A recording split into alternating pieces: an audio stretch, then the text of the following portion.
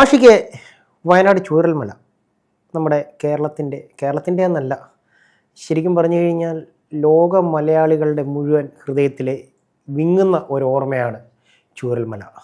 ഒരൊറ്റ രാത്രി കൊണ്ട് ഒരു മലയൊന്നായി ഇടിഞ്ഞു വന്ന് തുടച്ചു മാറ്റപ്പെട്ട ചൂരൽമല ഗ്രാമം, ഉപേക്ഷിക്കപ്പെട്ട ചൂരൽമല ഹൈസ്കൂൾ, അതുപോലെ തന്നെ തകർന്ന് ബാക്കിയാകപ്പെട്ട ആരുടെയൊക്കെയോ സ്വപ്നങ്ങളായ വാഹനങ്ങൾ, ഭവനങ്ങൾ, പകുതിയോളം കഴിച്ച് ബാക്കിയായി കഴിഞ്ഞ പാത്രങ്ങൾ, ഉപേക്ഷിക്കപ്പെട്ട കിടപ്പുമുറിയിലെ വിരികൾ, ഇതൊക്കെ ഇപ്പോഴും അവിടെ സന്ദർശിക്കുന്നവർ വീഡിയോ ഒക്കെ എടുക്കുമ്പോൾ നെഞ്ചിനുള്ളിലൊരു വിങ്ങലാണ്.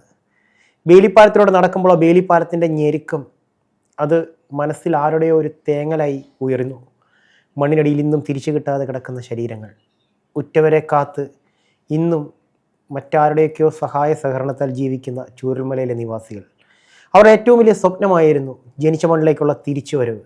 അതിനായി സർക്കാർ ചെയ്തു കൊടുക്കാമെന്ന് പറഞ്ഞ ഭവനങ്ങൾ, പണി പൂർത്തിയായും ഇന്നും താക്കോൽ കൈമാറാതെ കിടക്കുന്ന വീടുകൾ, അതിനിടയിൽ കൊട്ടിഘോഷിക്കപ്പെട്ട വയനാട് ടൗൺഷിപ്പ്, എങ്ങുമെങ്ങും എത്താത്ത കുറേ വികസന വാഗ്ദാനങ്ങൾ. അതുപോലെ തന്നെ ഇപ്പോൾ നമ്മുടെ മന്ത്രിക്ക് നിർമ്മിക്കപ്പെട്ട വീടുകളുടെ വിള്ളലുകൾ ചുരണ്ടി നോക്കുവാനുള്ള തിരക്കാണ്. അദ്ദേഹത്തിന് സമയമില്ല മറ്റൊന്നിനും. എന്താണ് ഈ വയനാട്ടിൽ സംഭവിച്ചുകൊണ്ടിരിക്കുന്നത്? വയനാടിൻ്റെ പേരിൽ ശരിക്കും പറഞ്ഞാൽ അവിടുത്തെ ജനങ്ങളെ വഞ്ചിതരാക്കുകയാണോ? വിഷു ദിവസം വിഷുക്കണിയായി ചൂരൽമല നിവാസികൾക്ക് ആ ഒരു ടൗൺഷിപ്പ് സമർപ്പിക്കും എന്ന പ്രഖ്യാപനമായിരുന്നു സംസ്ഥാന സർക്കാരിൻ്റേത്. മാർച്ച് 1 കൊട്ടിഘോഷിച്ച് ആ ഒരു ഉദ്ഘാടനം മുഖ്യമന്ത്രി നിർവഹിച്ചു. അതിനുശേഷം അങ്ങോട്ട് ആരും തിരിഞ്ഞു നോക്കിയില്ല. ഇപ്പോൾ മഹാനടനായ മമ്മൂട്ടി വന്ന സന്ദർശനം ഉണ്ടായിരുന്നു. ആ സമയത്തൊന്നും അവരുടേതായിട്ടുള്ള ബുദ്ധിമുട്ടുകളൊന്നും ആരും അറിഞ്ഞിരുന്നില്ല. അവർക്ക് കഴിക്കാൻ ഭക്ഷണമുണ്ടോ, അല്ലെങ്കിൽ അവരുടെ അതിജീവനം എങ്ങനെയാണ്, അങ്ങനെയൊന്നും ആരും അന്വേഷിച്ചിരുന്നില്ല. ഒരു പറ്റം കൂട്ടർ അവരങ്ങനെ ആ ഒരു ദുരന്ത ബാധിച്ച സ്ഥലത്ത് അവിടെ അവശേഷിക്കുന്നു, ഒരു അവശേഷിപ്പായിട്ട്.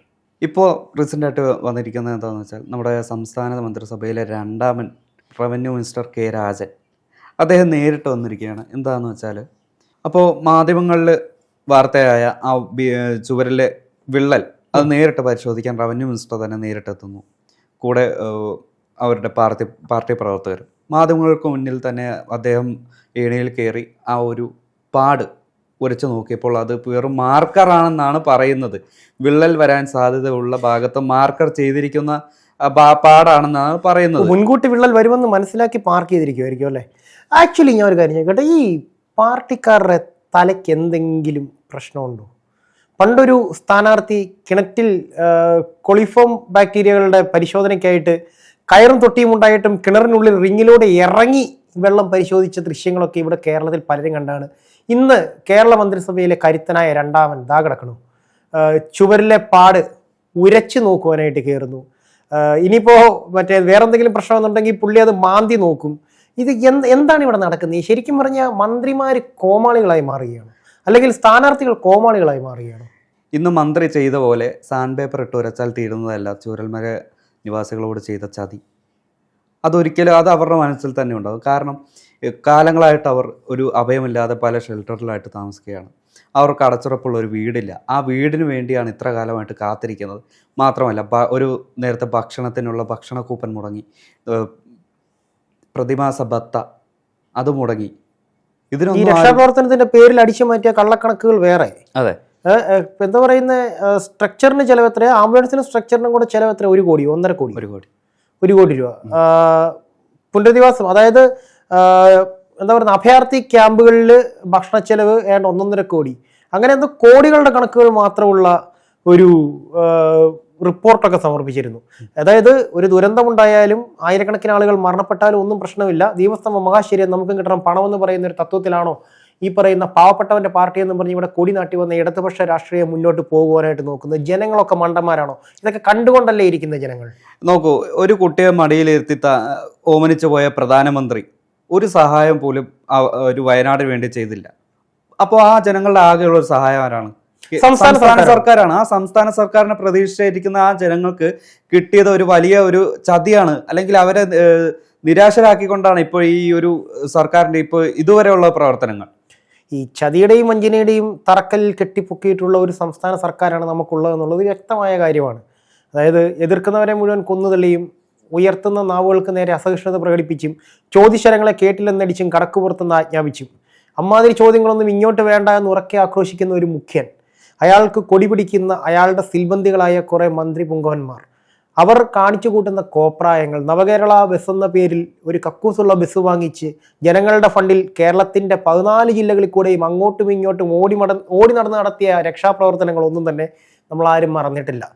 ഇത്തരം പ്രഹസനങ്ങൾക്കെല്ലാം ശേഷം ഒരു പാവം ഗർഭിണിയുടെ വയറ്റിനുള്ളിൽ കത്രിക വെച്ച് തുന്നിക്കെട്ടിയതും, കൈയുടെ ചികിത്സയ്ക്കായി ചെന്നവൻ്റെ കണ്ണുകൾ തുരന്നു മാറ്റിയതും, ഒടുക്കം കത്തിച്ചാമ്പലായ ICUവിന് ചുറ്റും ഒരു വെള്ളത്തുണി വിരിച്ചു കിട്ടി, ഇതാണ് ICU എന്ന് ചൂണ്ടിക്കാണിച്ച് 5 മരണങ്ങളെ ഇതൊന്നും പുക കൊണ്ടുണ്ടായതല്ല അല്ലെങ്കിൽ തീപിടുത്തം കൊണ്ടുണ്ടായതല്ല എന്ന് പറഞ്ഞ് തങ്ങൾക്ക് പറ്റിയ പാകപ്പിഴകളെ മറച്ചു വെച്ച് മുന്നോട്ട് കൊണ്ടുപോയ ആരോഗ്യ വകുപ്പ് ഇപ്പോൾ ആരെയോ ബോധിപ്പിക്കുവാനായി മാർക്കറിൻ്റെ മഷിയാണോ നോക്കുവാനായിട്ട് ഏണിയിൽ കയറി വരച്ചു നോക്കുന്ന റവന്യൂ മന്ത്രിയും, ഇവിടുത്തെ റോഡുകളെല്ലാം ഇന്റർനാഷണൽ ലെവലാണെന്നും പറഞ്ഞ് തൃശ്ശൂർ മുതൽ പാലക്കാട് വരെ പോകണമെന്നുണ്ടെങ്കിൽ ഒരു മനുഷ്യൻ അവൻ്റെ ജീവിതത്തിലെ നട്ടലിൻ്റെ സിംഹഭാഗവും വെള്ളമാക്കി യാത്ര ചെയ്യേണ്ട അവസ്ഥയിൽ സംസ്ഥാന പാതയും ദേശീയപാതയും എല്ലാം കുഴിതോരി കുളം തോണ്ടിയിട്ടിട്ടും പിന്നെയും തള്ളുന്ന മരുമകനായ ഒരു മന്ത്രിയും, വന്നവനും നിന്നവനും പോയവനും എല്ലാം ഒന്നിനൊന്ന് മിച്ചം, വിദ്യാഭ്യാസം എന്തെന്നറിയത്തില്ലാത്തൊരു വിദ്യാഭ്യാസ മന്ത്രി, കാണിച്ചു കൂട്ടുന്ന എല്ലാം കോപ്രായങ്ങൾ. പിന്നെയും എന്ത് മുഖം വെച്ചിട്ടാണ് 5 വർഷം കഴിയുമ്പോൾ ജനങ്ങൾക്ക് വേണ്ടി തുടർഭരണം വരും, ഞങ്ങളല്ലാതെ മറ്റാരെ എന്നുള്ളൊരു മുദ്രാവാക്യം ഉയർത്തി